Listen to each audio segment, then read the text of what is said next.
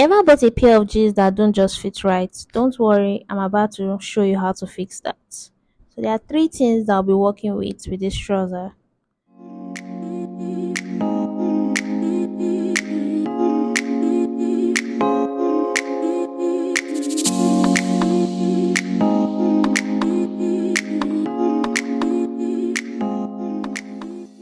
In reality, it took me 15 minutes to lose the waist part.